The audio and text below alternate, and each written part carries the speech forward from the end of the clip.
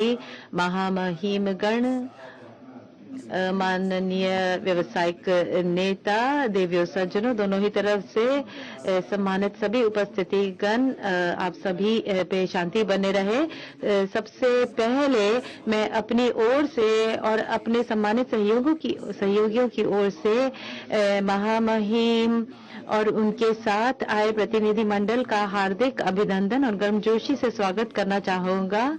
आपके इस उपस्थिति से लिए जो ये ओमानी भारतीय व्यापार मंच में भाग लेने के लिए मैं कहूँगा कि आपका जो दूसरा घर है ओमान, उसमें आपके गरिमामय उपस्थिति से हम बहुत ही गौरवान्वित अनुभव कर रहे हैं।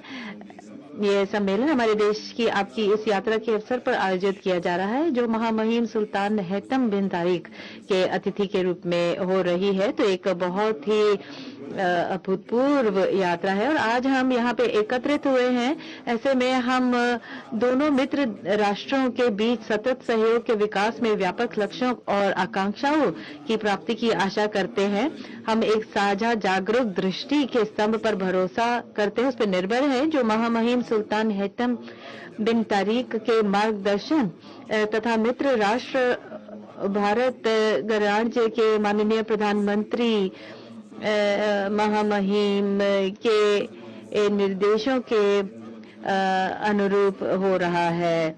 ये तब हुआ था सितंबर के 2023 के सितंबर में, जब हमारे सुल्तान गए थे।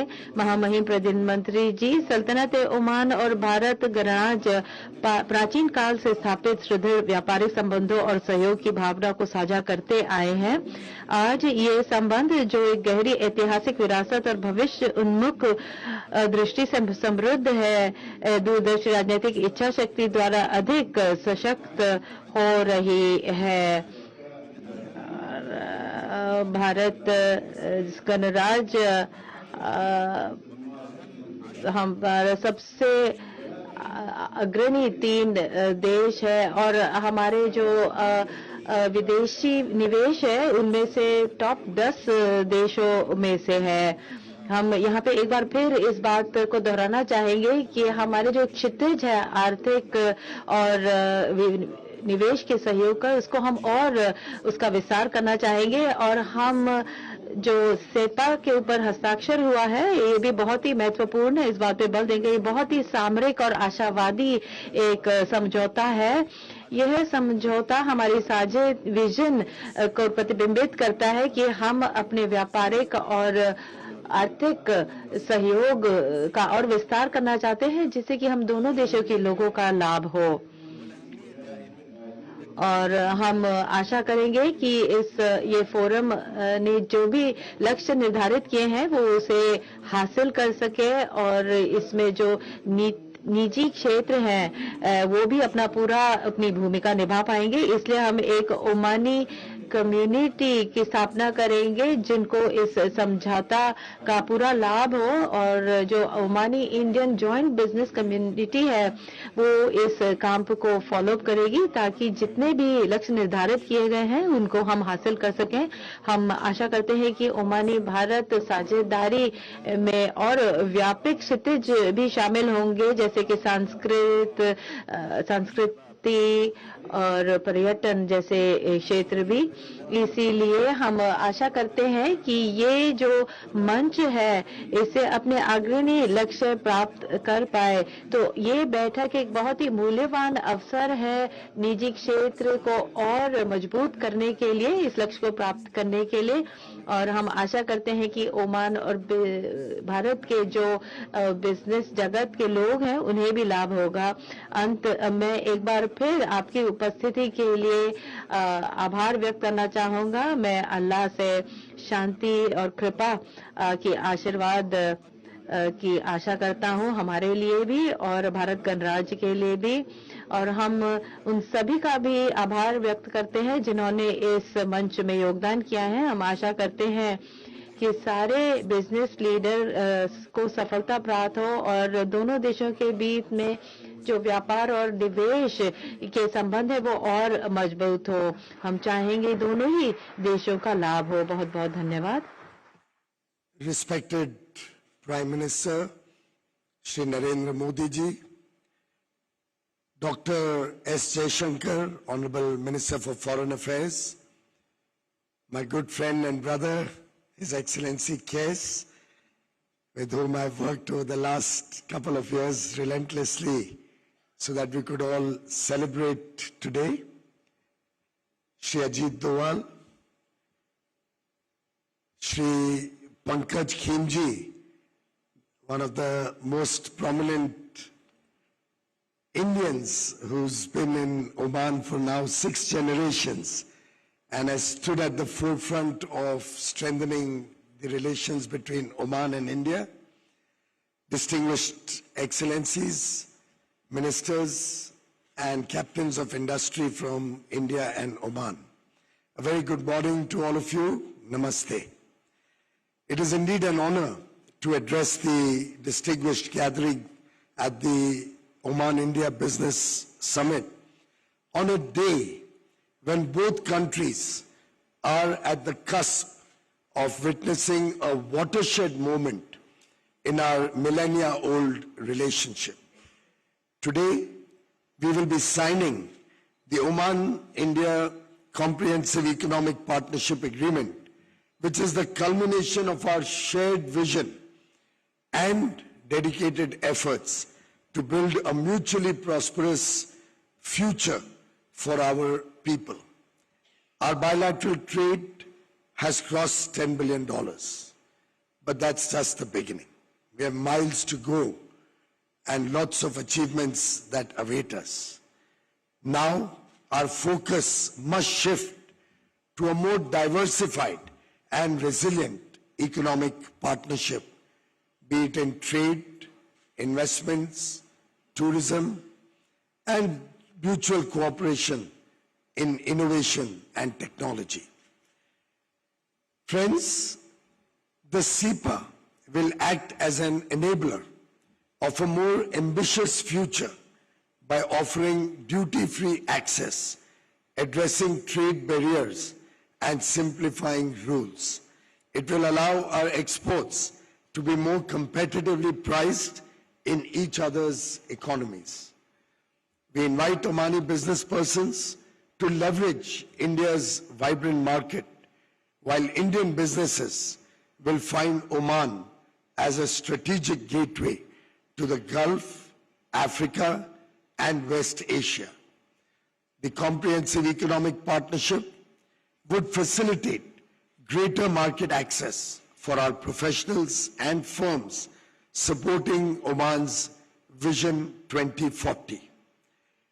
I also wish to acknowledge the 700,000 strong Indian diaspora in Oman, the living bridge of our relationship.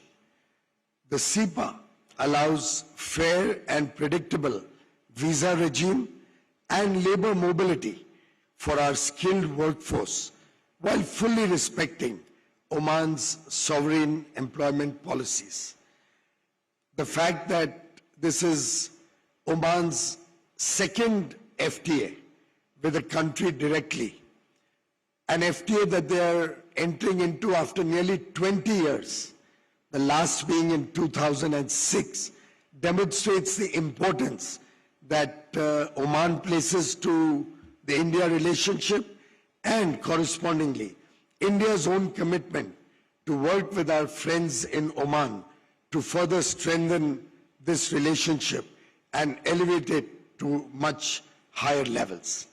I am confident that today's signing of the CEPA will be a harbinger of a new chapter in the India-Oman relations. Thank you very much, ladies and gentlemen, for being with us today. Thank you very much to all the Indians who have come from India in a large business delegation. And thank you to all the Omanis business persons who have demonstrated their strong support for the CEPA. And I'm indeed grateful to Honorable Prime Minister Shri Narendra Modi ji for giving us the confidence, the guidance, and continuously ensuring that this relationship elevates to higher levels. I'm grateful to him for sparing his time to be at the Business Forum, and I'm sure we are all eagerly looking forward to his words of wisdom. Thank you very much. Your Excellency,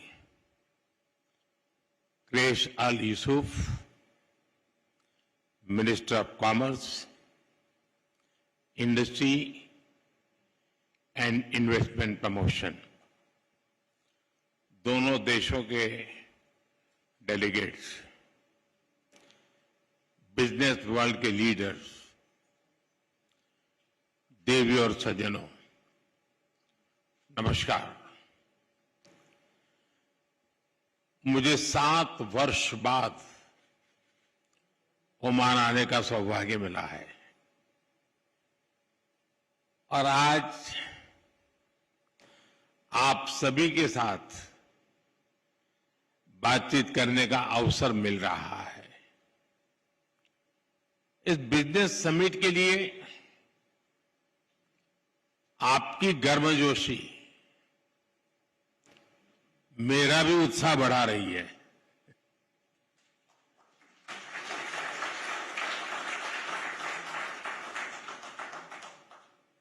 आज की यह summit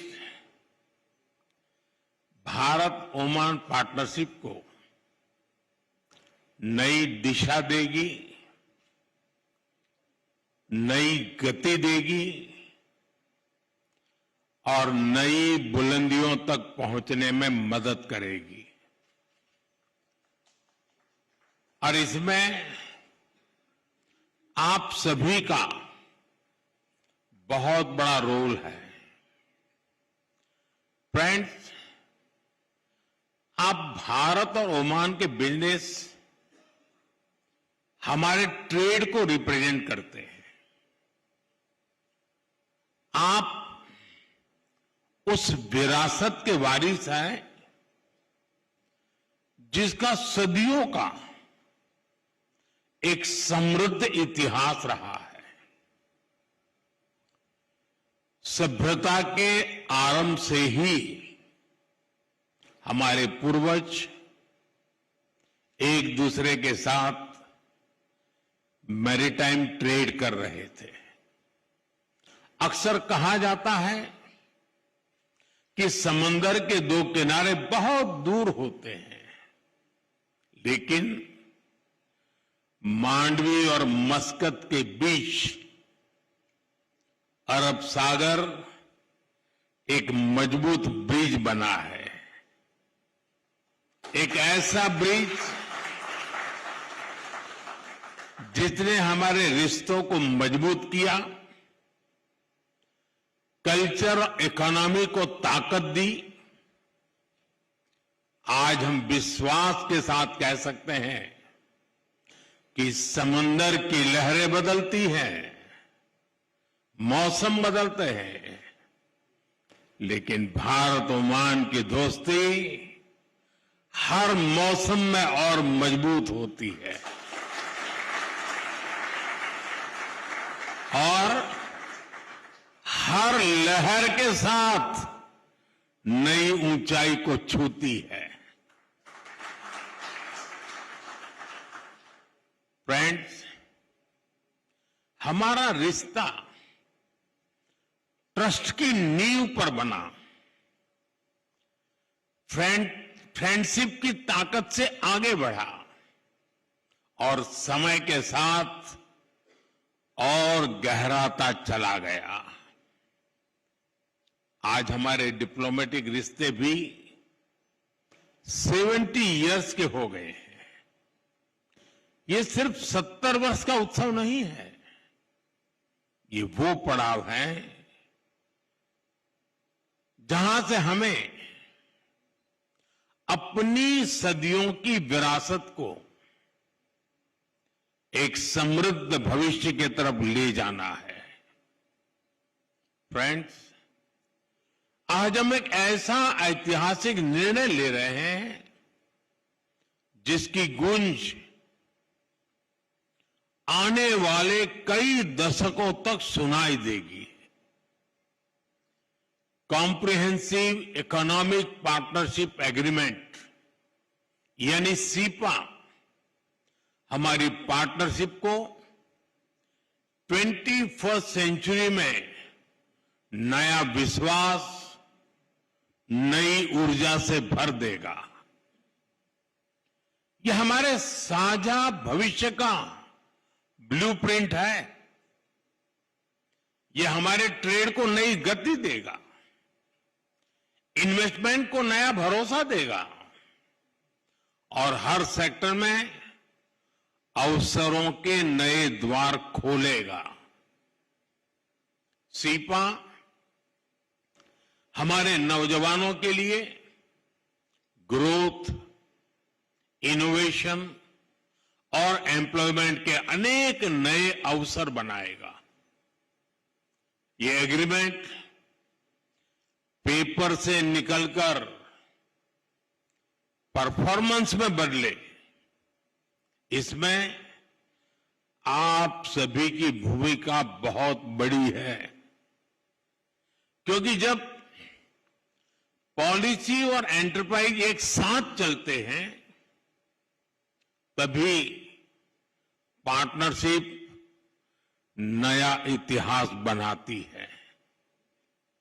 friends, Bharat की प्रगति हमेशा shared progress की कहानी रही है।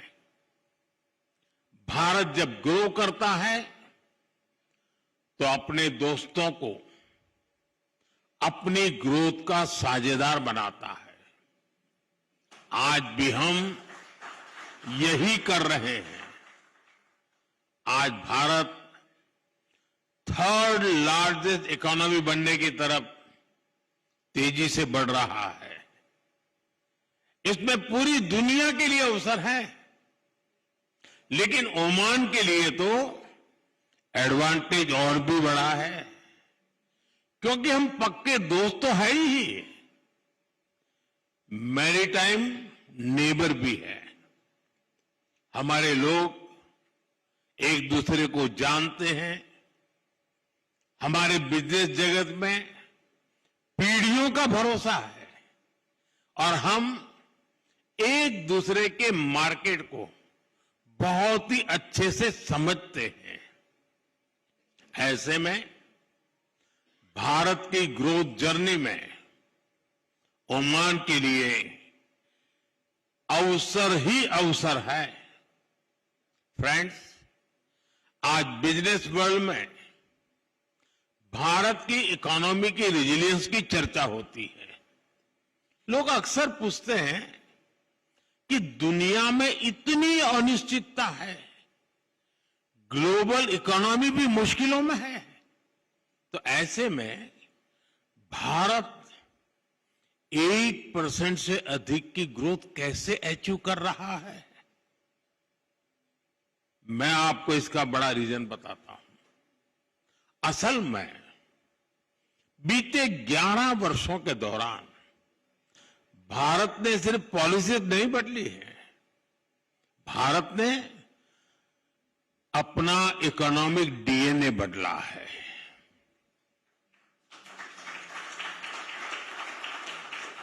मैं आपको कुछ उदाहरण देता हूं।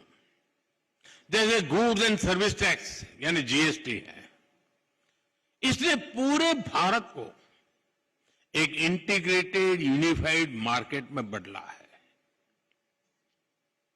इंसॉल्वेंसी एंड बैंकरप्सी कोड से फाइनेंशियल डिसिप्लिन आया, ट्रांसपेरेंसी को बढ़ावा मिला और इससे इन्वेस्टर कॉन्फिडेंस मजबूत हुआ। ऐसे ही हमने कॉरपोरेट टैक्स रिफॉर्म्स किए।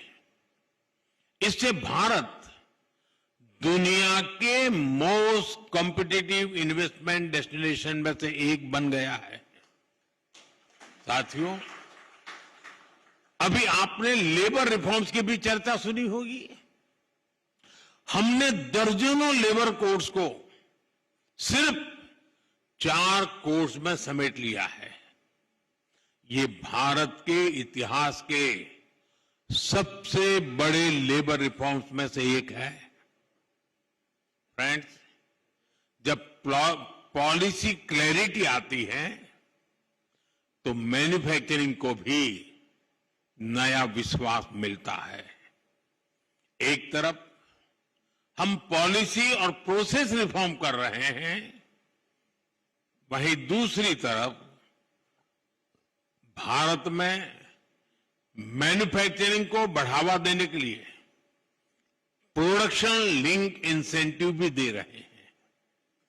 ऐसे प्रयासों से ही आज मेक इन इंडिया अभियान को लेकर दुनिया में बहुत उत्साह है। फ्रेंड्स, रिफॉर्म्स को भारत के डिजिटल पब्लिक इंफ्रास्ट्रक्चर ने और ताकत दी है। गवर्नेंस पेपरलेस हुई है, इकोनॉमी कैशलेस हुई है और सिस्टम कहीं ज्यादा एफिशिएंट, ट्रांसपेरेंट और प्रिडिक्टेबल हुई है। डिजिटल इंडिया सिर्फ एक प्रोजेक्ट नहीं है, ये दुनिया की सबसे बड़ी इंक्लूजन रिवॉल्यूशन भी है। इससे ईज ऑफ लिविंग बढ़ी है और ईज ऑफ डूइंग नए लेवल पर पहुंच चुकी है और भारत में बन रहा आधुनिक फिजिकल इंफ्रास्ट्रक्चर इसको और बेहतर कर रहा है। सुधरती हुई कनेक्टिविटी के कारण भारत में लॉजिस्टिक की कॉस्ट लगातार कम होती जा रही है। फ्रेंड, भारत निवेश के लिए एक आकर्षक डेस्टिनेशन है, ये तो दुनिया मानती है। साथ ही भारत एक भरोसेमंद फ्यूचर रेडी पार्टनर है और ओमान इसको बहुत अच्छे से समझता भी है और सराहता भी है। हमारा जॉइंट इन्वेस्टमेंट फंड अनेक वर्षों से दोनों देशों में निवेश को बढ़ावा दे रहा है। एनर्जी हो, ऑयल एंड गैस हो, फर्टिलाइजर्स, हेल्थ, पेट्रोकेमिकल्स और ग्रीन एनर्जी हो, ऐसे हर सेक्टर में नई संभावनाएं बन रही है। लेकिन साथियों, भारत और ओमान सिर्फ इतने से संतुष्ट नहीं है। हम कंफर्ट जोन में नहीं रहते। हमें भारत ओमान पार्टनरशिप को नेक्स्ट लेवल पर ले जाना है। इसके लिए दोनों देशों के बिजनेस वर्ल्ड को अपने कुछ बड़े लक्ष्य तय करने ही होंगे। आपका ये काम मैं कुछ हल्का कर देता हूं। मैं आपको कुछ चैलेंज देता हूं। एक ग्रीन एनर्जी में मिलकर कुछ बड़ा कर सकते हैं क्या? क्या हम अगले 5 वर्ष में 5 बड़े ग्रीन प्रोजेक्ट शुरू कर सकते हैं? हमें green hydrogen, green ammonia, solar parks, energy storage और स्मार्ट ग्रिड के क्षेत्र में नए बेंचमार्क्स बनाने हैं। फ्रेंड्स, एनर्जी सिक्योरिटी जितनी जरूरी है उतनी ही आवश्यक फूड सिक्योरिटी भी है। आने वाले समय में यह एक बड़ा ग्लोबल चैलेंज बनने जा रहा है। क्या हम मिलकर Indian Oman agri innovation hub बना सकते हैं? इससे ओमान की फूड सिक्योरिटी को मजबूती मिलेगी और भारत के एग्री टेक को ग्लोबल मार्केट तक पहुंचाने में मदद मिलेगी। फ्रेंड्स, एग्रीकल्चर तो एक सेक्टर है, ऐसे ही हर सेक्टर में इनोवेशन को बढ़ावा देना जरूरी है। ऐसे में क्या हम ओमान इंडिया इनोवेशन ब्रिज की स्थापना कर सकते हैं? हमें तय करके चलना होगा कि आने वाले 2 वर्षों में 200 भारतीय और ओमानी स्टार्टअप्स को हम जोड़े।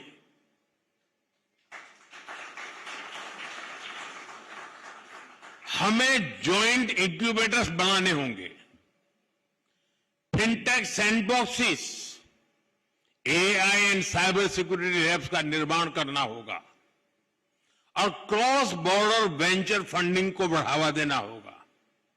फ्रेंड्स, ये सिर्फ आइडियाज नहीं है, ये इनविटेशन है।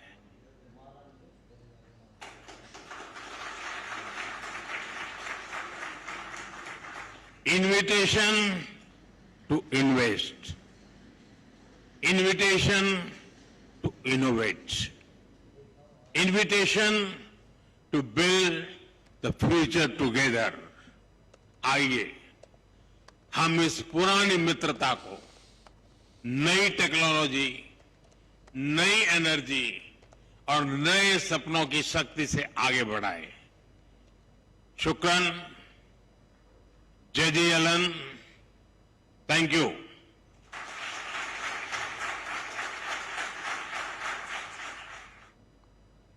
भारत ओमान बिजनेस फोरम को संबोधित करते हुए आपने सुना प्रधानमंत्री नरेंद्र मोदी को। बहुत ही बड़ी ऐतिहासिक बातें आज निकल करके आई हैं भारत और ओमान के रिश्तों में। इस चर्चा को हम आगे बढ़ाएंगे। आप देख रहे हैं भारत ओमान क्षेत्रीय स्थिरता में समाचार, हमारा खास प्रोग्राम। मैं हूं अजय मिश्र, मेरे साथ मेरी सहयोगी रमा इस प्रोग्राम को आगे बढ़ाएंगे। लेकिन सबसे बड़ी बात कि आज प्रधानमंत्री ने इनोवेशन और निवेश के लिए बढ़ावा देने के लिए ओमान के जितने भी कारोबारी हैं उनका आह्वान किया है। और सबसे बड़ी बात उन्होंने ये कही कि क्या भारत और ओमान मिलकर के ग्रीन एनर्जी के क्षेत्र में कुछ बड़े प्रोजेक्ट्स शुरू कर सकते हैं क्या। साथ ही साथ स्टार्टअप्स कैसे एक दूसरे के जो देश में स्टार्टअप्स काम कर रहे हैं वो कैसे ज्वाइंट वेंचर पर काम करें, कैसे क्रॉस बॉर्डर वेंचर फंडिंग को बढ़ावा मिले। ये तमाम आइडियाज़ को लेकर के आज उन्होंने पूरे बिजनेस फोरम को संबोधित किया और स्पष्ट तौर पर यह कहा कि 20 सालों के बाद जो ओमान अपना पहला फ्री ट्रेड एग्रीमेंट भारत के साथ करने जा रहा है वो भारत और ओमान के बीच जो कारोबारी संबंध है उनको नई गति देगा, नई दिशा देगा और स्पष्ट तौर पर भारत और ओमान के जो कारोबारी रिश्ते हैं वो नई ऊंचाइयों पर जाते हुए दिखाई देंगे।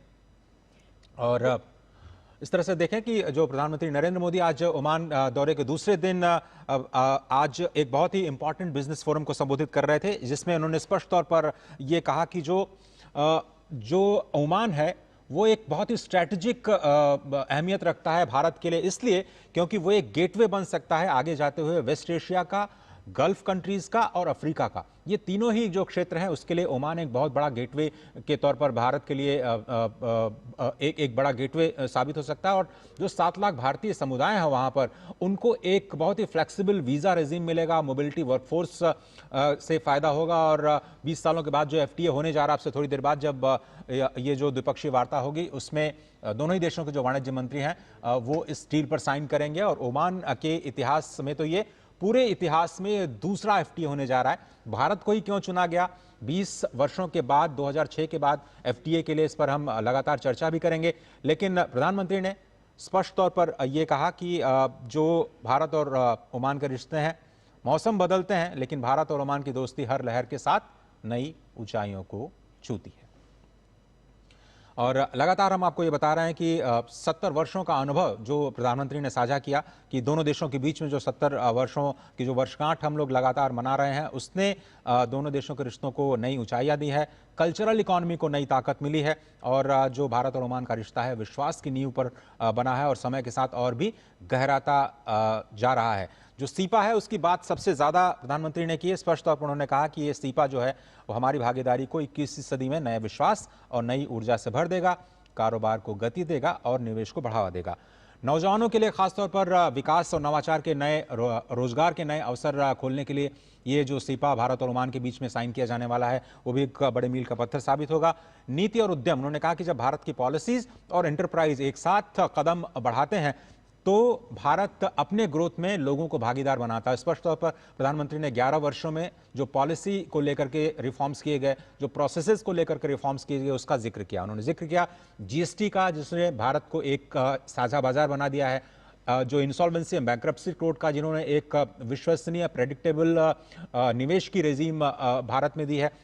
साथ ही साथ उन्होंने जिक्र किया लेबर रिफॉर्म्स का भी, जो कि पूरे इतिहास में कहा जा रहा है कि सबसे बड़े लेबर रिफॉर्म्स के लिए भारत अब अपने आप को तैयार कर चुका है और जो नए कोड अगले वित्तीय वर्ष से लागू होंगे, जो 4 लेबर कोड्स हैं, वो भी एक बड़ी बुनियाद रखते हैं पूरी दुनिया में भारत के अवसर को एक तरह से और भी ज़्यादा पुख्ता करने की। उन्होंने स्पष्ट तौर पर कहा कि पूरी दुनिया भारत को एक आकर्षक निवेश के मौके के रूप में ज़रूर देखती है, लेकिन अब वक्त है ओमान के लिए, क्योंकि ओमान के लिए मौका है कि भारत की रफ्तार में न केवल पार्टिसिपेट करे बल्कि इनोवेशन के लिए भारत के साथ हाथ मिलाए। तो सबसे बड़ी बात यह कि ग्लोबल इकोनॉमी जब मुश्किल में है तो अक्सर लोग ये पूछते हैं, प्रधानमंत्री ने इस बात का जिक्र किया कि भारत 8% प्लस ग्रोथ क्यों कर रहा है। उन्होंने यही स्पष्ट तौर पर कहा कि जो प्रोसेस रिफॉर्म्स है, जो पॉलिसी रिफॉर्म्स किए गए हैं और साथ ही साथ गवर्नेंस में जो भारत ने डिजिटल पब्लिक इंफ्रास्ट्रक्चर का इस्तेमाल किया, उसका सबसे ज्यादा सकारात्मक असर भारत की अर्थव्यवस्था पर दिखाई दिया है। उन्होंने कहा कि जो डीपीआई है उसने और ताकत दी है, भारत के गवर्नेंस को पेपरलेस बनाने में इकॉनमी और ज्यादा कैशलेस हुई है और जो सिस्टम है और भी पारदर्शी हुआ है। स्पष्ट तौर पर उन्होंने कहा कि भारत निवेश का केंद्र है, लेकिन एक भरोसेमंद फ्यूचर रेडी पार्टनर भी है और इसीलिए जो ज्वाइंट इन्वेस्टमेंट फंड है दोनों देशों के बीच में, उससे निवेश को और भी ज्यादा बढ़ावा मिलने की उम्मीद है। प्रधानमंत्री ने स्पष्ट तौर पर कुछ लक्ष्य भी तय किए कारोबारियों के लिए। उन्होंने कहा कि क्या हम 5 बड़े ग्रीन प्रोजेक्ट्स भारत और ओमान एक साथ मिलकर शुरू कर सकते हैं क्या? ग्रीन हाइड्रोजन को लेकर के, ग्रीन अमोनिया को लेकर के, सोलर पावर को लेकर के, स्मार्ट ग्रिड को लेकर के जिस तरह से भारत लगातार काम कर रहा है, उसमें क्या भारत और ओमान एक साथ आ सकते हैं क्या? पहली बात। दूसरी बात उन्होंने कही कि क्या भारत और ओमान एक साथ मिलकर के इनोवेशन हब बना सकते हैं क्या? इनोवेशन न केवल फूड सिक्योरिटी के लिए इंपॉर्टेंट होगा, न केवल एग्रीकल्चर टेक्नोलॉजी के लिए इंपॉर्टेंट होगा, बल्कि अलग अलग देशों में अलग अलग क्षेत्रों में जो स्टार्टअप्स हैं उनको कैसे और भी साथ में ले आया जाए और ओमान इंडिया इनोवेशन ब्रिज बनाने का उन्होंने आह्वान किया। एक और उन्होंने लक्ष्य दिया कि क्या 200 स्टार्टअप्स को, भारत और ओमान के स्टार्टअप्स को हम मिलकर एक ही मंच पर लाने का काम कर सकते हैं क्या? Joint cross border venture funding को बढ़ावा दे सकते हैं क्या, जिससे निवेश और नवाचार के लिए बढ़ावा मिलने की उम्मीद है। तो स्पष्ट तौर पर प्रधानमंत्री ने पूरी दुनिया को यह संदेश दिया है कि भारत इस वक्त निवेश के लिए सबसे आकर्षक केंद्र बना हुआ है, इसमें कोई दो राय नहीं है। इस वक्त जरूरत है नवाचार की और भारत के इस पूरे ग्रोथ प्रोसेस में साझेदार बनने के लिए पूरी दुनिया इस वक्त तैयार है और भारत भी अपने आप को तैयार कर रहा है। और ओमान और भारत के बीच में जो अभी इस्तीफा थोड़ी देर में साइन किया जाएगा, जिसमें एक प्रमुख साझेदारी के रूप में जो एनर्जी सेक्टर है, खास तौर पर जो हरित ऊर्जा का क्षेत्र है, वो काफ़ी बेहतर होने की उम्मीद है। भारत ओमान की दोस्ती को समृद्ध भविष्य की ओर ले जाने की दिशा में ये जो सीपा है वो काफ़ी अहम साबित होने जा रहा है। और अब से थोड़ी देर बाद एक मैत्री संवाद भी है जिसको संबोधित करेंगे प्रधानमंत्री नरेंद्र मोदी, जिसमें भारतीय समुदाय के साथ बातचीत होनी है, छात्रों के साथ बातचीत होनी है। और अगर हम एफटीएस की बात करें तो एफटीए एक सबसे बड़ा हाईलाइट होने जा रहा है, जो कि द्विपक्षीय वार्ता भारत और ओमान के जब बीच होगी तो ये जो सीपा एग्रीमेंट साइन होने जा रहा है भारत और ओमान के बीच में, वो आज का सबसे बड़ा केंद्र होगा। लेकिन उससे पहले प्रधानमंत्री मैत्री संवाद को भी संबोधित करेंगे। और अगर हम देखें तो भारत का जो मुक्त व्यापार समझौता है उसको लेकर के जो दृष्टिकोण है उसमें बदलाव आया है। और मेरे साथ मेरी सहयोगी रमा भी हैं इस प्रोग्राम को आगे बढ़ाने के लिए। रमा, मुझे लगता है कि जो एफटीओ को लेकर के भारत की नीति बदली है, उसी की वजह से हम देख रहे हैं कि तमाम वैश्विक अनिश्चितताओं के बावजूद, तमाम टैरिफ की चिंताओं के बावजूद भी भारत लगातार 8+ % से ग्रो कर रहा है और पूरी दुनिया के लिए निवेश का एक बड़ा केंद्र बना। बिल्कुल, प्रधानमंत्री ने इसका जिक्र भी किया और प्रधानमंत्री ने ये भी कहा कि दुनिया देख रही है जिस तरह की हलचल थी वैश्विक, उसमें भारत अगर अपनी ग्रोथ रेट को बनाए रख पाया है या निवेश को आगे बढ़ा पाया है, जिस तरह से दुनिया का विश्वास है वो हासिल कर पाया है, तो वो नीतियाँ हैं, इच्छा शक्ति है। और उसी में उन्होंने ओमान को जो फ्यूचर रेडी भविष्य का पार्टनर भी कहा, वो भी अपने आप में बेहद महत्वपूर्ण है। और उन्होंने ये भी कहा अजय कि मैं केवल बता नहीं रहा हूँ बल्कि इनवाइट कर रहा हूँ, तो दोनों देशों के जो युवा हैं उनके लिए जो बेहतर अवसर हैं उनका भी प्रधानमंत्री ने तमाम क्षेत्रों में जिक्र किया। ये अपने आप में बेहद महत्वपूर्ण है, चाहे स्टार्टअप्स हो, चाहे ग्रीन इकोनॉमी हो, चाहे हाइड्रो का जो व्यापार है वो काफ़ी महत्वपूर्ण हो जाता है। तो अपने आप में काफ़ी अहम हो जाता है, ऐतिहासिक निर्णय जो है प्रधानमंत्री ने इसको बताया। और उन्होंने कहा कि इसकी जो गूंज है इस पार्टनरशिप की वो विश्व में रहेगी और 21वीं सदी में ये एक नया विश्वास देगा, नई ऊर्जा देगा और ये एक साझा भविष्य का ब्लूप्रिंट है। तो अजय, यही आपसे समझना चाहेंगे कि ये जो साझा भविष्य का ब्लूप्रिंट है, इसमें प्रधानमंत्री ने किस बात पर फोकस किया? तो स्पष्ट तौर पर जो प्रधानमंत्री ये कहते हुए नजर आ रहे हैं कि जो प्रोसेस रिफॉर्म्स किए गए हैं, पॉलिसी रिफॉर्म्स किए गए हैं, उसका पूरी दुनिया फ़ायदा उठानी चाहती है और इसीलिए बहुत सारी इकोनॉमीज़ में कंपटीशन हो रहा है कि कैसे आप भारत के साथ हाथ मिलाएं। आपने देखा कि यूएई के साथ हमने एक समग्र आर्थिक समझौता किया, ऑस्ट्रेलिया के साथ हम बहुत करीब आए हैं और पहली बार ऐसा हम कर रहे हैं कि जो ऑस्ट्रेलिया है वो अपने देश से रॉ मटेरियल भारत में भेजेगा और भारत वहां पर वैल्यू एडिशन करके वापस ऑस्ट्रेलिया को एक्सपोर्ट करेगा। ऐसा पहले कभी नहीं हुआ था। इसी तरह से आप देखें, अगर केवल ओमान के संदर्भ में देखें तो ओमान 20 वर्षों के बाद पहला एफटीए करने जा रहा है किसी एक देश के साथ 2006 के बाद में, और हमने अफगानिस्तान के साथ, श्रीलंका के साथ, नेपाल के साथ जो अभी हाल ही में जो एफटीएस किए हैं उनकी दिशा और दशा बिल्कुल अलग नजर आती है, क्योंकि भारत अब नए क्षेत्र की तलाश कर रहा है, नए वस्तुओं को डाइवर्सिफाई करना चाह रहा है अपने एक्सपोर्ट्स के लिहाज से, जिससे वो किसी भी सप्लाई चेन की जो डिसरप्शन का सामना हम भारत या कई देशों को करना पड़ा कोविड जैसे महामारी के समय में, ऐसी मुश्किलों का सामना न करना पड़े। और अगर डाइवर्सिफिकेशन होता है तो उसका फायदा ज़्यादा से ज़्यादा भारत को कैसे मिले, उसकी कोशिश लगातार भारत कर रहा है। और जो मुक्त व्यापार समझौता भारत और ओमान के बीच होने जा रहा है, स्पष्ट तौर पर वो कई नए सेक्टर्स के लिए संभावनाओं के द्वार खोलेगा और यही वजह है कि जो भारत की ओर से एक बहुत बड़ा डेलीगेशन भी वाणिज्य मंत्री पीयूष गोयल के साथ इस वक्त ओमान में है। और न केवल पेट्रोकेमिकल, न केवल ग्रीन एनर्जी, बट मुझे लगता है कि बहुत सारे नए क्षेत्र हैं जिसमें लगातार भारतीय कंपनियां ओमान जैसे जो देश हैं, जो उभरती हुई इकोनॉमीज हैं, उनमें अपनी पैठ बनाने की कोशिश करेगा, क्योंकि ओमान बहुत ही स्ट्रैटेजिक सेंटर के रूप में भारत के सामने एक बहुत ही आकर्षक विकल्प के रूप में खड़ा है, क्योंकि वो वहां से वेस्ट एशिया के लिए वहां से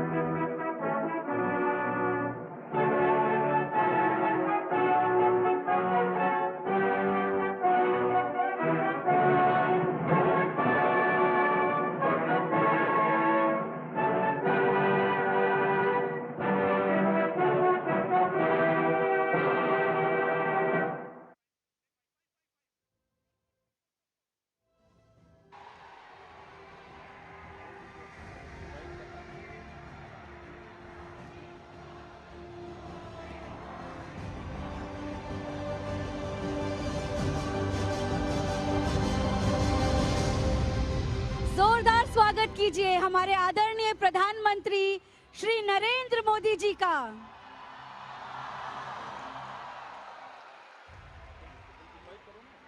वी रिक्वेस्ट प्रधानमंत्री जी वो मंच पर आए। हम सब उत्सुक हैं सर आपको सुनने के लिए। ईश्वर से प्रार्थना है आपको दीर्घायु करें और सदैव स्वस्थ रखें।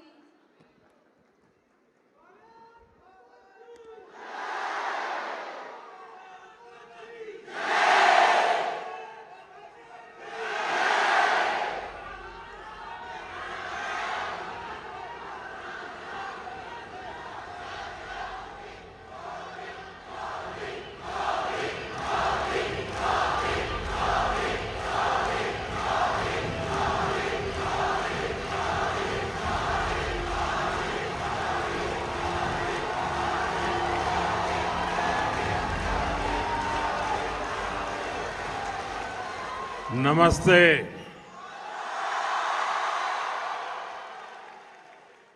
अहलन व सहलन।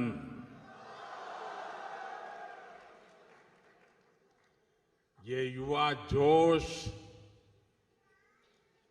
आपकी एनर्जी,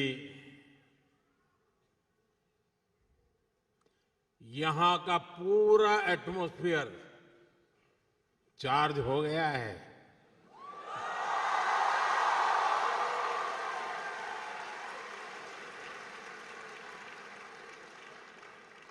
मैं उन सब भाई बहनों को भी नमस्कार करता हूं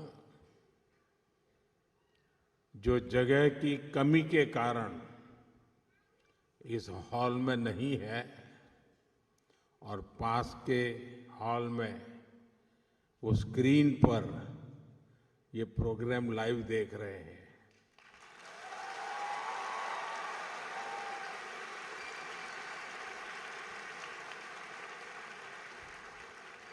अब आप कल्पना कर सकते हैं, यहां तक आए और अंदर नहीं आ पाए तो उनके दिल में क्या होता होगा।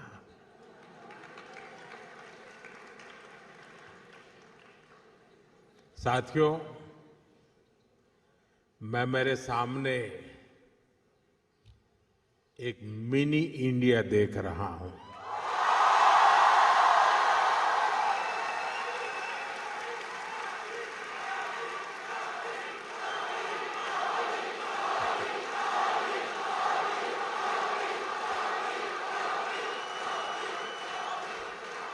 मुझे लगता है यहां बहुत सारे मलयाली भी हैं।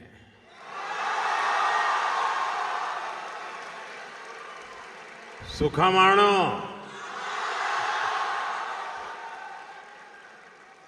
और सिर्फ मलयालम नहीं, यहां तमिल, तेलुगु, कन्नड़ा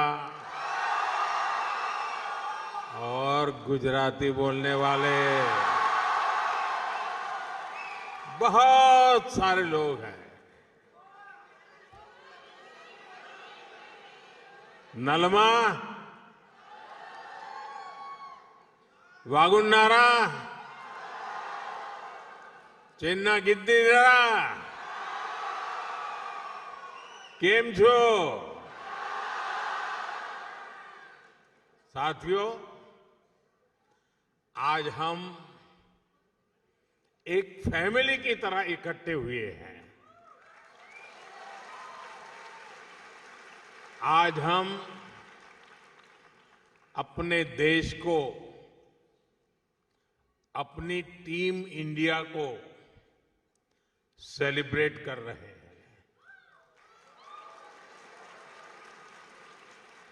साथियों, भारत में हमारी डायवर्सिटी हमारी संस्कृति का मजबूत आधार है। हमारे लिए हर दिन एक नया रंग लेकर के आता है। हर मौसम एक नया उत्सव बन जाता है। हर परंपरा एक नई सोच के साथ आती है। और यही कारण है कि हम भारतीय कहीं भी जाएं, कहीं भी रहे,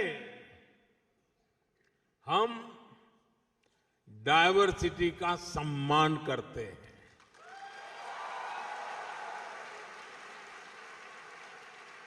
हम वहां के कल्चर, वहां के नियम कायदों के साथ घुल मिल जाते हैं।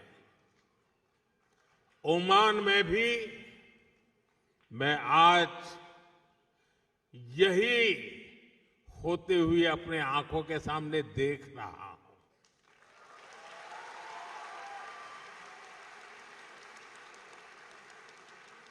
ये भारत का डायस्पोरा को एग्जिस्टेंस का कोऑपरेशन का एक लिविंग एग्जाम्पल बना हुआ है। साथियों,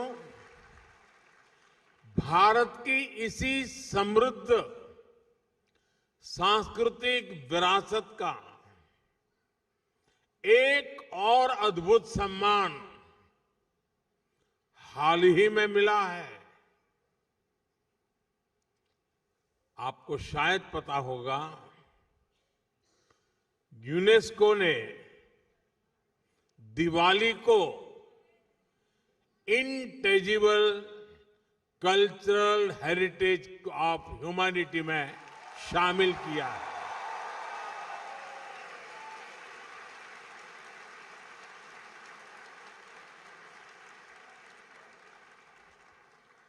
अब दिवाली का दिया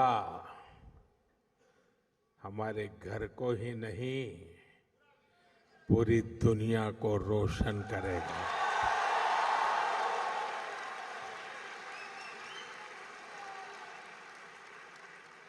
यह दुनिया भर में बसे प्रत्येक भारतीय के लिए गर्व का विषय है। दिवाली की यह वैश्विक पहचान हमारी उस रोशनी की मान्यता है जो आशा, सद्भाव और मानवता के संदेश को, उस प्रकाश को फैलाती है। साथियों, आज हम सब यहां भारत ओमान मैत्री पर्व भी मना रहे हैं।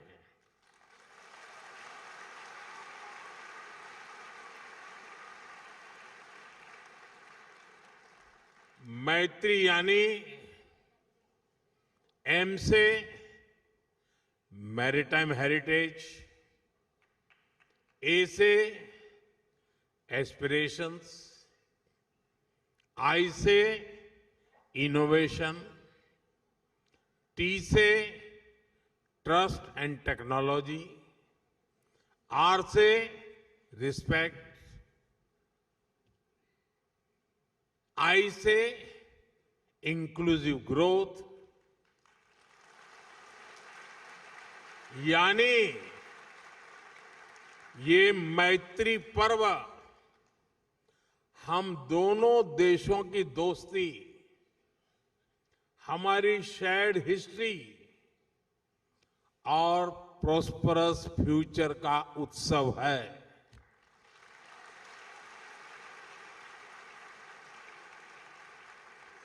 भारत और ओमान के बीच शताब्दियों से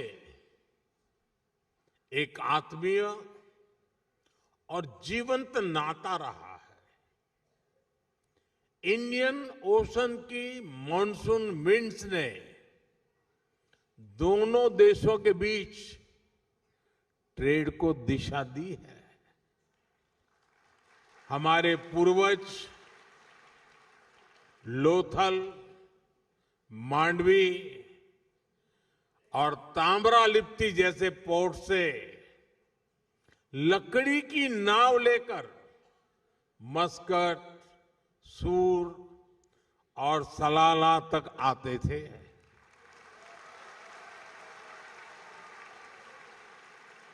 और साथियों, मुझे खुशी है कि Mandvi to Muscat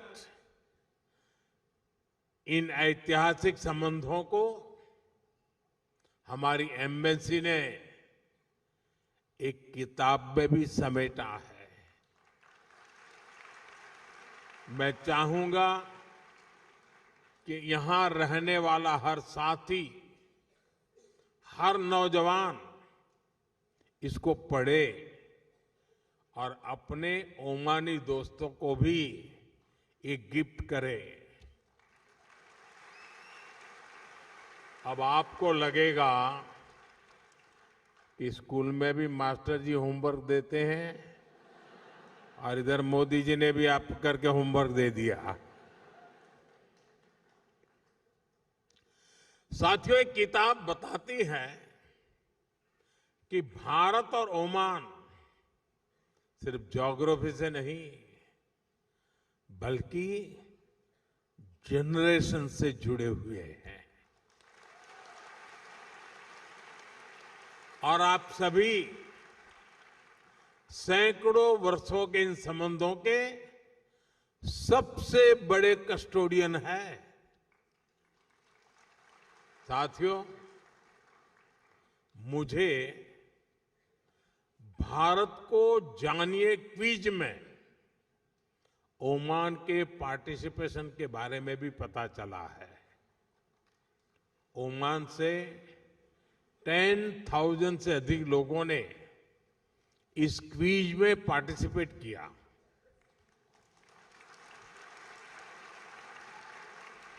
Oman globally 4th position पर रहा है।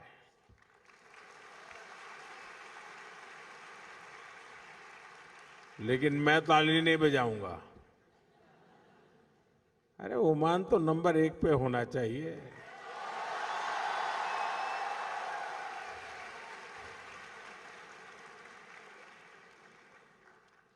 मैं चाहूंगा कि ओमान की भागीदारी और अधिक बढ़े, ज्यादा से ज्यादा संख्या में लोग जुड़े। भारतीय बच्चे तो इसमें भाग जरूर लें। आप ओमान के अपने दोस्तों को भी इस क्विज का हिस्सा बनने के लिए मोटिवेट करें। करेंगे? दम नहीं है आपकी आवाज में। जरा हाथ ऊपर करके बताइए, करेंगे? हर एक के हाथ ऊपर नहीं हुए। साथियों, भारत और ओमान के बीच जो रिश्ता ट्रेड से शुरू हुआ था, आज उसको एजुकेशन सशक्त कर रही है। मुझे बताया गया है कि यहां के भारतीय स्कूलों में करीब 46,000 स्टूडेंट्स पढ़ाई कर रहे हैं। इसमें ओमान में रहने वाले अन्य समुदायों को भी हजारों बच्चे शामिल हैं। ओमान में भारतीय शिक्षा के 50 वर्ष पूरे हो रहे हैं। ये हम दोनों देशों के संबंधों का एक बहुत बड़ा पड़ाव है। साथियों, भारतीय स्कूलों की ये सफलता his majesty the late sultan Qaboos के प्रयासों के बिना संभव नहीं था।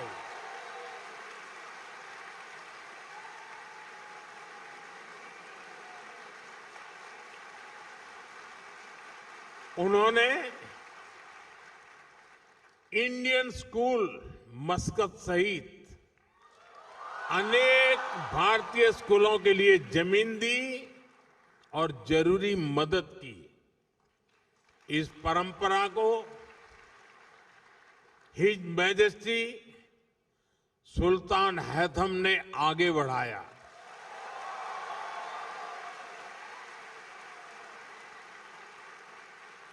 वे जिस प्रकार यहां भारतीयों का सहयोग करते हैं, संरक्षण देते हैं, इसके लिए मैं उनका विशेष तौर पर आभार व्यक्त करता हूं।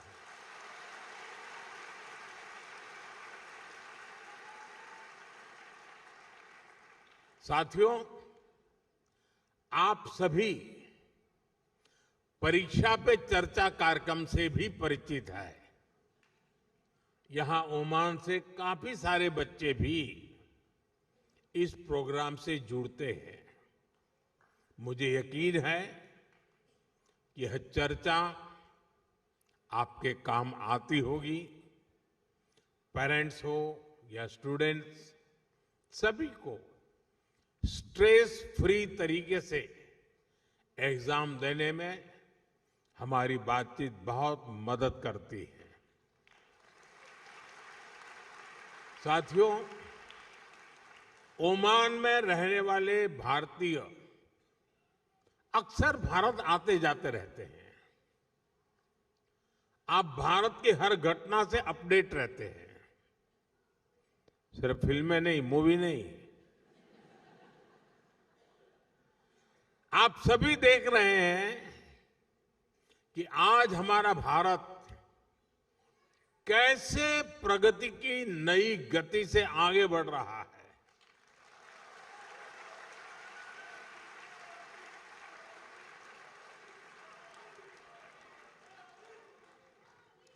भारत की गति हमारे इरादों में दिख रही है, हमारी परफॉर्मेंस में नजर आती है।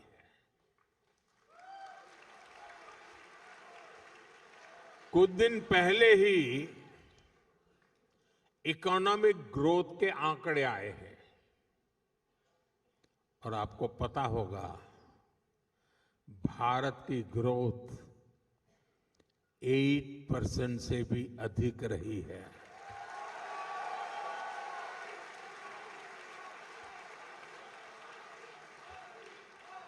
यानी भारत लगातार दुनिया की फास्टेस्ट ग्रोइंग मेजर इकोनॉमी बना हुआ है और ये तब हुआ है जब पूरी दुनिया चुनौतियों से घिरी हुई है। दुनिया की बड़ी बड़ी इकोनॉमीज कुछ ही % ग्रोथ अचीव करने के लिए तरस गई है, तरस। लेकिन भारत लगातार हाई ग्रोथ के पथ पे चल रहा है। ये दिखाता है कि भारत का सामर्थ्य आज क्या है। साथियों, भारत आज हर सेक्टर में, हर मोर्चे पर अभूतपूर्व गति के साथ काम कर रहा है। मैं आज आपको बीते 11 साल के आंकड़े देता हूं। आपको भी सुनकर गर्व होगा ना? सच में होगा। यहां क्योंकि बहुत बड़ी संख्या में स्टूडेंट्स और पेरेंट्स आए हैं, तो मैं शुरुआत में शिक्षा और कौशल सेक्टर से ही बात करूंगा।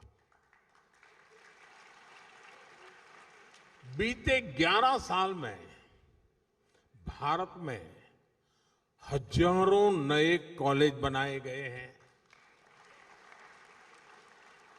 आईआईटी की संख्या 16 से बढ़कर 23 हो चुकी है।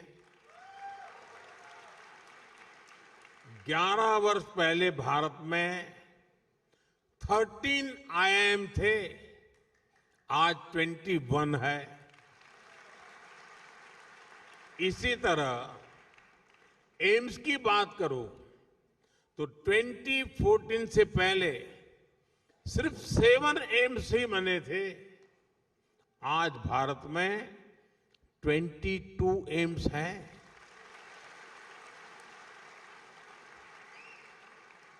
मेडिकल कॉलेज 400 से भी कम थे, आज भारत में करीब 800 मेडिकल कॉलेज है। साथियों, आज हम विकसित भारत के लिए अपने एजुकेशन और स्किल इकोसिस्टम को तैयार कर रहे हैं। न्यू एजुकेशन पॉलिसी इसमें बहुत बड़ी भूमिका निभा रही है। इस पॉलिसी के मॉडल के रूप में 14,000 से अधिक 14,000 से ज्यादा पीएम श्री स्कूल भी खोले जा रहे हैं। साथियों, जब स्कूल बढ़ते हैं कॉलेज बढ़ते हैं, यूनिवर्सिटीज बढ़ती हैं, तो सिर्फ इमारतें नहीं बनती, देश का भविष्य मजबूत होता है।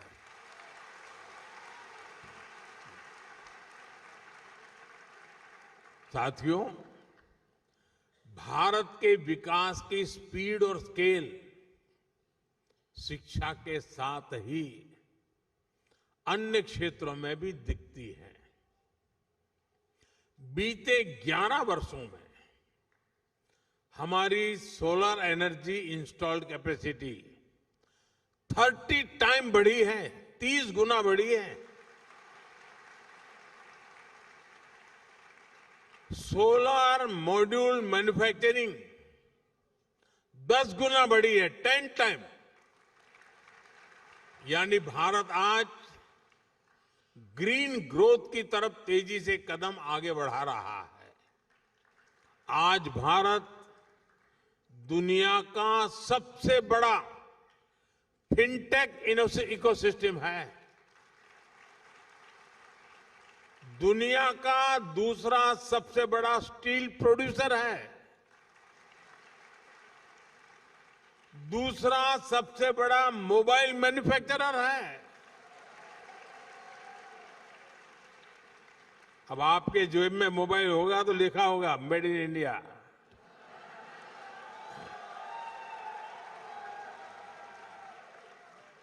साथियों, आज जो भी भारत आता है तो हमारे आधुनिक इंफ्रास्ट्रक्चर को देखकर हैरान रह जाता है।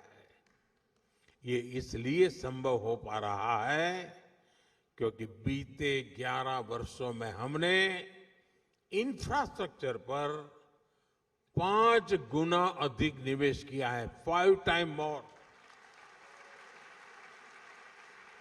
एयरपोर्ट की संख्या डबल हो गई है।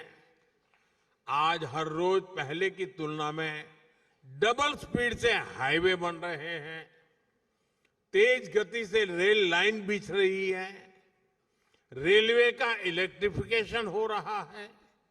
साथियों, ये आंकड़े सिर्फ उपलब्धियों के ही नहीं हैं, ये विकसित भारत के संकल्प तक पहुंचाने वाली सीढ़ियां हैं। 21वीं सदी का भारत बड़े फैसले लेता है, तेजी से निर्णय लेता है, बड़े लक्ष्यों के साथ आगे बढ़ता है और एक तय टाइमलाइन पर रिजल्ट लाकर ही दम लेता है। साथियों, मैं आपको गर्व की एक और बात बताता हूं।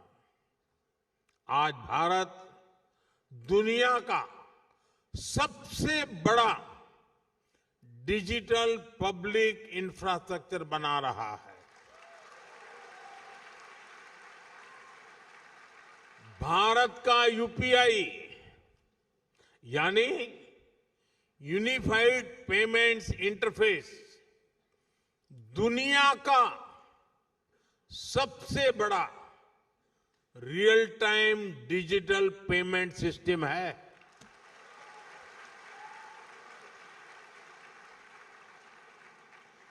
आपको ये बताने के लिए कि इस पेमेंट सिस्टम का स्केल क्या है, मैं एक छोटा सा एग्जांपल देता हूं। मुझे यहां आकर के करीब 30 मिनट हुए हैं, 30 मिनट्स हुए हैं। इन 30 मिनट में भारत में यूपीआई से, मैं इन 30 मिनट की बात करता हूं, इन 30 मिनट में भारत में यूपीआई से 14 million real time digital payments हुए हैं।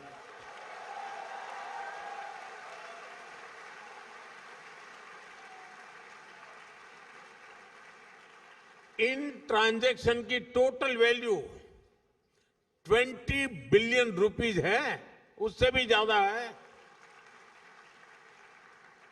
भारत में बड़े से बड़े शोरूम से लेकर एक छोटे से वेंडर तक सब इस पेमेंट सिस्टम से जुड़े हुए हैं। साथियों, यहां इतने सारे स्टूडेंट्स हैं, मैं आपको एक और दिलचस्प उदाहरण दूंगा।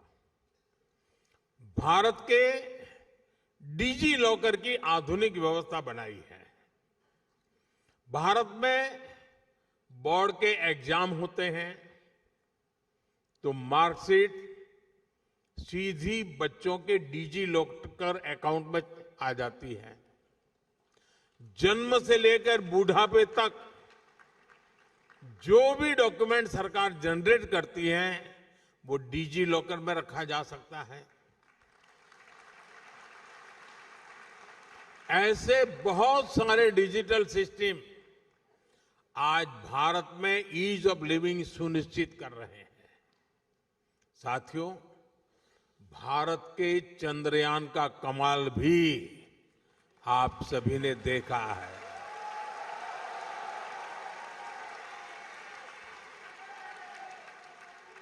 भारत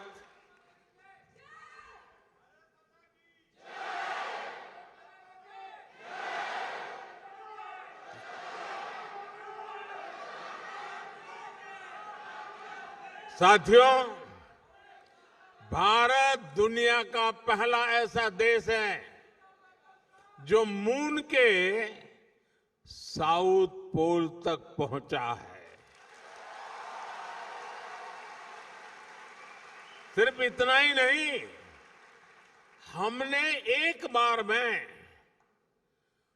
104 सैटेलाइट्स को एक साथ लॉन्च करने का कीर्तिमान बनाया है।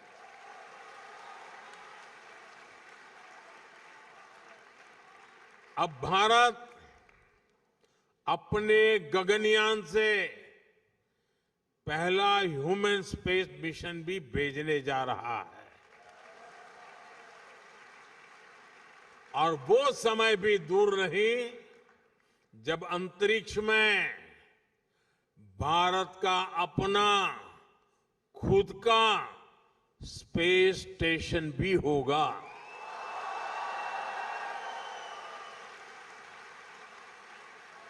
साथियों, भारत का स्पेस प्रोग्राम सिर्फ अपने तक सीमित नहीं है, हम ओमान की स्पेस एस्पिरेशंस को भी सपोर्ट कर रहे हैं।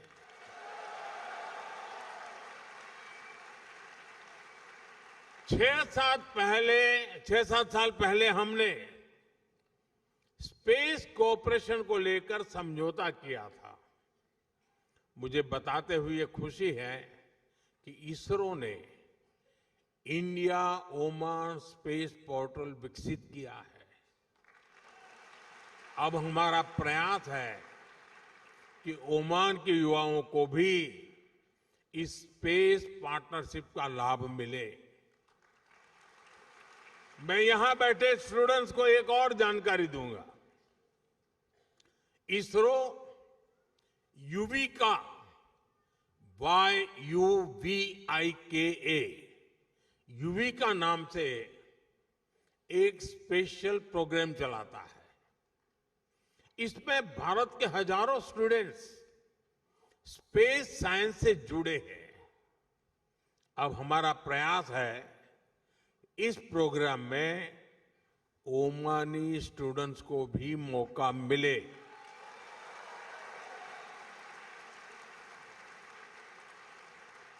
ये युविका याद रखोगे? युविका याद रखोगे? तो फिर जुड़ जाओ। मैं चाहूंगा कि ओमान के कुछ स्टूडेंट्स बेंगलुरु में इसरो के सेंटर में आए, वहां कुछ समय गुजारें।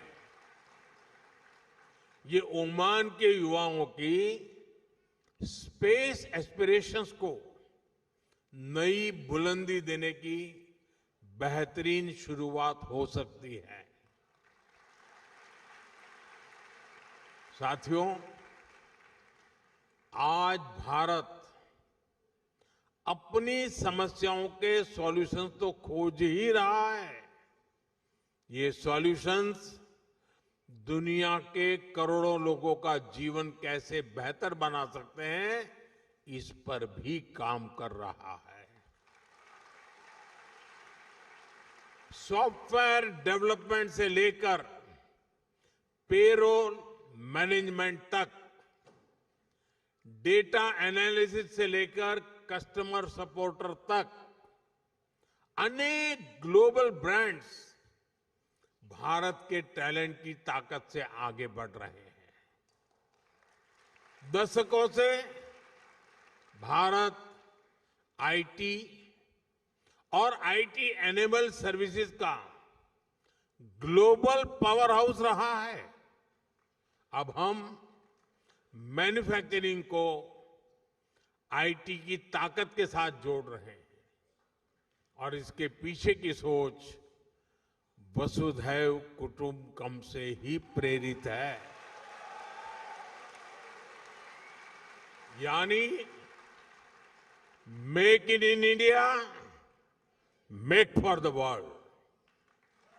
साथियों, वैक्सीन हो या जेनरिक मेडिसिन्स, दुनिया में फार्मेसी ऑफ द वर्ल्ड कहती है, यानी भारत के अफोर्डेबल और क्वालिटी हेल्थ केयर सॉल्यूशंस दुनिया के करोड़ों लोगों का जीवन बचा रहे हैं। कोविड के दौरान भारत ने करीब 30 करोड़ वैक्सीन्स दुनिया को भेजी थी। मुझे संतोष है कि करीब 100,000 made in India Covid vaccines Oman के लोगों के काम आ सकी। और साथियों, याद कीजिए, ये काम भारत ने तब किया जब और कोई सिर्फ और सिर्फ अपने देश के बारे में ही सोच रहा था। तब हम दुनिया की चिंता करते थे। भारत ने अपने 140 करोड़ नागरिकों को भी रिकॉर्ड टाइम में वैक्सीन लगाई और दुनिया की जरूरतें भी पूरी की। ये भारत का मॉडल है, ऐसा मॉडल जो 21वीं सेंचुरी की दुनिया को नई उम्मीद देता है। इसलिए आज जब Bharat made in India chief बना रहा है, एआई, क्वांटम कंप्यूटिंग और ग्रीन हाइड्रोजन को लेकर मिशन मोड पर काम कर रहा है, तब दुनिया के अन्य देशों में भी उम्मीद जगती है कि भारत की सफलता से उन्हें भी सहयोग मिलेगा। साथियों, आप यहां ओमान में पढ़ाई कर रहे हैं, यहां काम कर रहे हैं। आने वाले समय में आप ओमान के विकास में, भारत के विकास में बहुत बड़ी भूमिका निभाएंगे। आप दुनिया को लीडरशिप देने वाली पीढ़ी है। ओमान में रहने वाले भारतीयों को असुविधा न हो, इसके लिए यहां की सरकार हर संभव सहयोग दे रहती है। भारत सरकार भी आपकी सुविधा का पूरा ध्यान रख रही है। पूरे ओमान में 11 काउंसलर सर्विस सेंटर्स खोले हैं। साथियों, बीते दशक में जितने भी वैश्विक संकट आए हैं, उनमें हमारी सरकार ने तेजी से भारतीयों की मदद की है। दुनिया में जहां भी भारतीय रहते हैं, हमारी सरकार कदम कदम पर उनके साथ है। इसके लिए Indian community welfare fund, mother portal और प्रवासी भारतीय बीमा योजना जैसे प्रयास किए गए हैं। साथियों, भारत के लिए ये पूरा क्षेत्र बहुत ही स्पेशल है और ओमान हमारे लिए और भी विशेष है। मुझे खुशी है कि भारत ओमान का रिश्ता अब skill development, digital learning, student exchange और एंटरप्रेन्योरशिप तक पहुंच रहा है। मुझे विश्वास है आपके बीच से ऐसे यंग इनोवेटर्स निकलेंगे जो आने वाले वर्षों में इंडिया ओमान रिलेशनशिप को नई ऊंचाई पर ले जाएंगे। अब यहां भारतीय स्कूलों ने अपने 50 साल सेलिब्रेट किए हैं। अब हमें अगले 50 साल के लक्ष्यों के साथ आगे बढ़ना है। इसलिए मैं हर यूथ से कहना चाहूंगा, dream big, learn deeply, innovate boldly.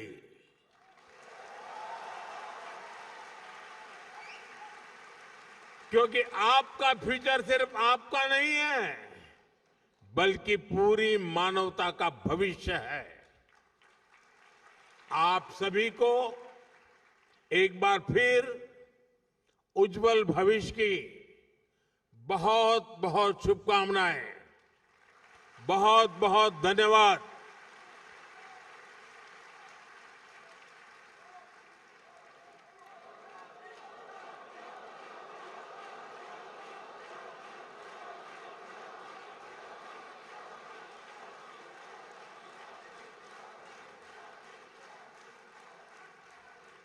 Thank you.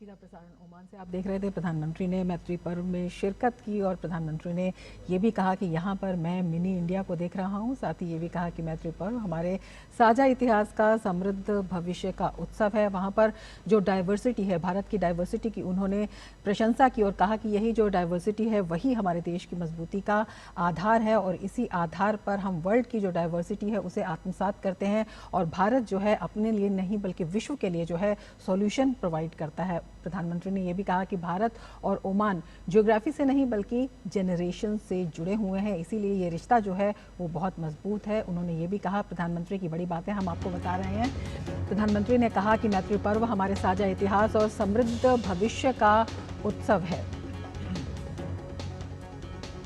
प्रधानमंत्री के संबोधन की बड़ी बात है। उन्होंने कहा कि भारत और ओमान ज्योग्राफी नहीं बल्कि जनरेशन से जुड़े हुए हैं और भारत की डाइवर्सिटी ही एक मजबूत आधार देती है। व्यापार से शुरू हुआ रिश्ता शिक्षा से और सशक्त हो रहा है। 50 वर्षों का पर्व भारत के शैक्षणिक संस्थान ओमान में इस वर्ष मना रहे हैं, उसका जिक्र किया प्रधानमंत्री नरेंद्र मोदी ने और ख़ासतौर पर छात्रों को संबोधित करते हुए उन्होंने कहा कि वो न केवल भारत ओमान बल्कि विश्व के लिए सॉल्यूशंस दे सकते हैं।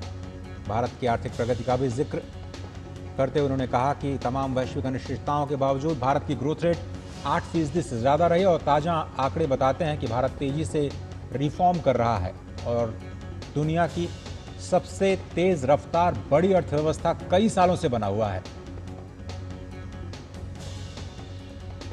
हर सेक्टर में अभूतपूर्व गति से काम लगातार जारी। तो हर सेक्टर की प्रधानमंत्री ने बात की और ये भी कहा कि एजुकेशन और स्किल इकोसिस्टम को भी मजबूत किया जा रहा है। साथ ही उन्होंने कहा कि शिक्षा के अलावा अन्य क्षेत्रों में स्पीड और स्केल लगातार बढ़ रहा है। साथ ही सोलर एनर्जी, ग्रीन ग्रोथ की ओर भी हम तेजी से कदम बढ़ा रहे हैं। प्रधानमंत्री ने सभी सेक्टर्स का जिक्र किया। भारत दूसरा सबसे बड़ा स्टील प्रोड्यूसर और मोबाइल मैन्युफैक्चरर है। उन्होंने कहा कि आपके जेब में जो मोबाइल होगा उसमें मेक इन इंडिया लिखा होगा और इस बात पर हम गर्व कर सकते हैं कि लगातार भारत कई सारे सेक्टर्स में 21वीं सदी में जो निर्णय लेता है उसका असर लगातार दिखाई दे रहा है। यूपीआई का जिक्र किया। उन्होंने कहा कि दुनिया का सबसे बड़ा real time payment system Bharat ने बनाया, डिजिटल पब्लिक इंफ्रास्ट्रक्चर, और ये जो निवेश यूपीआई में किया गया उसकी तारीफ पूरी दुनिया में इस वक्त हो रही है। स्पेस सेक्टर का जिक्र उन्होंने करते हुए कहा कि इसरो ने इंडिया ओमान स्पेस पोर्टल का विकास किया और साथ ही साथ जो समझौता 6-7 साल पहले हुआ था उसका असर पार्टनरशिप के तौर पर देखने को मिल रहा है।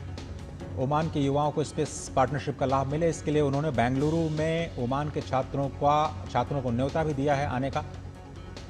और भारत की जो किफ़ायती स्वास्थ्य सेवाएं हैं कैसे दुनिया के काम आ रही हैं उसका जिक्र करते हुए उन्होंने कहा कि भारत को फार्मेसी ऑफ द वर्ल्ड कहा जाता है और जिस तरह से कोविड के दौरान भारत ने संपूर्ण विश्व की मदद की, वो एक उम्मीद जताता है कि जो भारत एआई, क्वांटम कंप्यूटिंग और ग्रीन हाइड्रोजन में मिशन मोड से काम कर रहा है उसका फायदा पूरी दुनिया को दिखाई देगा। तो भारत ने एक नया मॉडल दिया है पूरी दुनिया में सहयोग का। ग्रोथ भारत करता है और सबको साथ लेकर के चलता है, ये भारत का नया मॉडल है और दुनिया इस बात को बहुत अच्छे तरीके से समझ रही है। साथ ही साथ उन्होंने जिक्र किया दिवाली का भी कि यूनेस्को ने किस तरह से इसे कल्चरल ह्यूमैनिटी के रूप में एक शामिल किया, एक सेलिब्रेशन के रूप में, और दिवाली का दिया अब केवल भारत के ही घरों को नहीं बल्कि पूरी दुनिया को रोशन करेगा। अमृत लगुन साहब पूर्व वरिष्ठ राजनयिक हमारे साथ जुड़ रहे हैं, डॉक्टर जाकिर हुसैन जो कि विदेशी मामलों के विशेषज्ञ हैं। दोनों ही मेहमानों का बहुत बहुत धन्यवाद इस प्रोग्राम में शामिल होने के। अमृत लगुन साहब, आपसे हम समझना चाहते हैं कि आज भारत और ओमान के बीच रिश्तों का बहुत ही ऐतिहासिक दिन, द्विपक्षीय वार्ता आपसे थोड़ी देर में होने वाली है, लेकिन प्रधानमंत्री का जो संबोधन है स्पष्ट तौर पर भारत और ओमान के लिए ये कहते हुए कि ओमान के लिए यह बहुत बड़ा अवसर है, इस वक्त वो भारत के साथ हाथ अगर मिलाता है तो ये दोनों देशों के लिए बहुत ही बेहतरीन साबित होगा। किस तरह से आप प्रधानमंत्री के संबोधन को देख रहे हैं? जी, जो खाड़ी के देशों में है, ओमान से हमारा, जैसे प्रधानमंत्री ने भी अपने भाषण में कहा कि हमारा जो संबंध है वो बहुत ऐतिहासिक है कि जो यहाँ मानसून के समय से जो व्यापारिक लोग आते जाते रहे हैं तो एक दूसरे के प्रति आदान प्रदान हुए हैं और बहुत से जो पश्चिमी तट हैं, बहुत से हमारे जो जनसंख्या है वहाँ पर ओमानी लोगों का खून बसा हुआ है। और ओमान में, क्योंकि मैं उस क्षेत्र में रहा भी हूँ, तो ओमान में भारतीयों के लिए एक विशेष जो है कि इज्जत मिलती है और जिस वजह से हमारा संबंध बहुत बड़ा है। और ओमान अन्य खाड़ी देशों के तुलना में, जैसे कतर ले लें, चाहे एमिरात ले लें या सऊदी अरेबिया ले लें या कुवैत ले लें, तो उनके अपेक्षा ओमान में तेल का भंडार जो है कम है। लेकिन ओमान जो है कि हमारे लिए बहुत ही, जैसे कह रहे थे, स्ट्रेटेजिक लोकेशन में है और जो हमारे बीच सिर्फ एक अरब सागर का ही ये खाए पिए जो है कि जो है कि जो दोनों को अलग करता है। तो इसीलिए उन्होंने मांडवी से मस्कट का पुल का बात प्रधानमंत्री ने कहा। और ओमान जो है, क्योंकि हमारे काफ़ी व्यापारिक संबंध दुबई से है, जो कि अंदर जा करके जो है वो जो है कि अरब सागर से अंदर जाना पड़ता है, तो वो पर्शियन गल्फ में। जबकि ओमान का जो दुखम पोर्ट उन्होंने वो जो विकसित कर रहे हैं वो डायरेक्ट जो है कि अरब सागर या इंडियन ओशन में वो मिल जाएगा। और हमारे जब ओमान को तेल नहीं भी मिला था तो वहाँ वो जो खिमजी परिवार है वो पिछले उनका 6ठा जनरेशन चल रहा है, तो उन्होंने उनको बहुत उनके जो उस समय जब उनकी आर्थिक स्थिति उनकी अच्छी नहीं थी तो उनको काफ़ी जो उनके सुल्तान हैं उनको मदद करते थे। और प्रधानमंत्री ने जो सबसे लंबे सुल्तान रहे, सुल्तान कबूस, जिसमें कि ओमान ने काफ़ी प्रगति की, उनके योगदान को उन्होंने सराहा कि उनके द्वारा इंडिया ओमान का जो रिश्ता है बहुत प्रगाढ़ हुआ। और उनको उसी के उनको रिकॉग्निशन करते हुए 2021 में गांधी पीस प्राइज से नवाजा गया था सुल्तान कबूस को, और उसी की पॉलिसी को जो अभी के सुल्तान हकीमी और तरीकी वो उसको बढ़ा रहे हैं। वो 2018 में कुछ समय पहले वो इंडिया भी आए थे, प्रधानमंत्री 2018 में गए थे इंडिया, और जो व्यापार का भी संबंध है वो $10 मिलियन जो है पिछले साल पार कर गया है। और investment India Oman joint investment का उन्होंने जो जिक्र किया, जिसमें कि जो सुल्तान के विजिट जब हुए थे इंडिया में कुछ समय पहले, तो उसमें $300 मिलियन का उन्होंने उसमें प्रावधान रखा। ये तीसरा किस्त चल रहा है। पहला में $100 मिलियन था, फिर उसको दूसरे किस्त में 220 बढ़ाया गया और अब 300 का चल रहा है इंडिया ओमान जॉइंट इन्वेस्टमेंट में। और हमारा सांस्कृतिक जो संबंध है वो तो काफी प्रगाढ़ रहा ही है, जो है कि वहाँ पर जो हमारे हिंदू मंदिर है वो काफी पहले बने थे, बाकी जगह तो बाद में अभी बन रहे हैं। तो और जो ओमान के छात्र भी जब काफी इंडिया में आते हैं तो उसमें वो काफी यहाँ पर जो है कि घर की तरह उनको लगता है, और खान पान भी बहुत अच्छा रहता है। तो ये जो नया दिशा मिल रहा है, और अभी जो कॉम्प्रिहेंसिव इकोनॉमिक प्रोग्राम का जो अग्रीमेंट या समझौता होगा, तो उससे जो है कि, और ये ओमान के लिए दूसरा होगा। 2006 में इन्होंने पहली बार साइन किया था, और वो भी विश्व के सबसे बड़े अर्थव्यवस्था यानी यूएसए के साथ किया था। तो अब भारत ये दूसरा बनने वाला है। तो ये बहुत बड़ा जो है कि उपलब्धि है इंडिया और ओमान के रिलेशनशिप के बीच में। तो आज का जो प्रधानमंत्री का जो दौरा है इधर, जो भारतीय लोगों को संबोधन में, और भी जो व्यापार और ट्रेड के क्षेत्र में जो हो रहा है, ये बहुत ही ऐतिहासिक होगा आगे बढ़ने के लिए। और जो है कि पूरे ऑलराउंड जो एरियाज में हमारा संबंध बढ़ने की काफी अच्छा नींव रखा जा रहा है। बिल्कुल, और भविष्य का सिर्फ भारत और ओमान नहीं बल्कि पूरे विश्व के लिए। बिल्कुल, भविष्य का जो है ब्लूप्रिंट भी प्रधानमंत्री ने ऐसा कहा है। डॉक्टर जाकिर हुसैन भी हमारे साथ जुड़े हुए हैं। डॉक्टर जाकिर हुसैन, आपसे समझना चाहेंगे 70 वर्षों के राजनयिक संबंध और परंपरागत पुरातन संबंध जिस तरह से प्रधानमंत्री ने याद किया, और उनका संबोधन जब हम मैत्री पर्व में देख रहे थे तो प्रधानमंत्री ने युवाओं को जो भारत के अलग अलग सेक्टर्स हैं उसमें भी स्पेस सेक्टर में परीक्षा पे चर्चा और भी बहुत सारी चीज़ें हैं जिसमें शामिल होने का आह्वान किया, पढ़ने की उन्होंने बात कही, और ये भी कहा कि भारत जो है सोल्यूशन प्रोवाइड कर रहा है केवल भारत की समस्याओं के लिए नहीं बल्कि पूरे वर्ल्ड वाइड जो जहां पर चिंताएं हैं, जो समस्याएं हैं उनके लिए। अपने आप में कितना ये महत्वपूर्ण हो जाता है, और आर्थिक क्षेत्र में जिस तरह का ऐतिहासिक ये समझौता हो रहा है, ये बातचीत हो रही है, ये अपने आप में कितनी महत्वपूर्ण हो जाएगी, और ये कितना दूरगामी भी अगर हम दीर्घावधि में इसे देखते हैं तो ओमान भारत की जो पश्चिम एशिया नीति है और इंडो पैसिफिक रणनीति है, इसमें कितना महत्वपूर्ण जो है भागीदार बनता हुआ दिखाई देता है। Thank you. प्राइम मिनिस्टर ने एक लाइन कहा है, स्टडी डीपली, इनोवेट बोल्डली। ये नवयुवक के लिए ये एक बहुत बड़ा संदेश दिया है। ये सिर्फ जो है भारत के ही नहीं, ओमान के ही नहीं, बल्कि पूरी दुनिया के लिए ये संदेश दिया है कि यूथ अपनी एनर्जी को किस तरीके से इस्तेमाल करें, और वो इस्तेमाल इस तरीके से करें कि इनोवेशन करें और लोगों की ज़िंदगियों को सुखी बनाएं।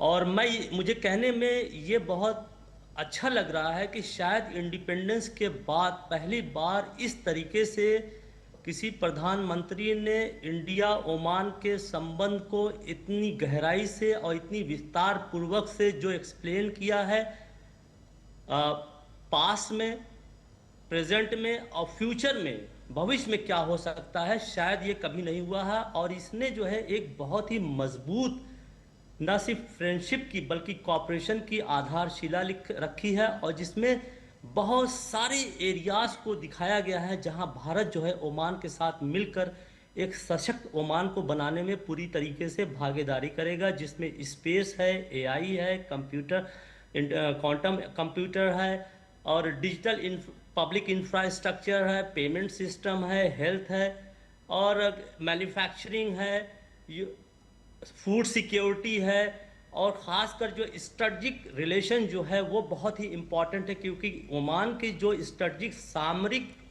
दृष्टि से जो ओमान की जो इम्पोर्टेंस है वो शायद यूएई या किसी और गल्फ की नहीं है, क्योंकि ये डायरेक्टली जो है अरबियन सी से जाके उसका पोर्ट मिलता है दुकम।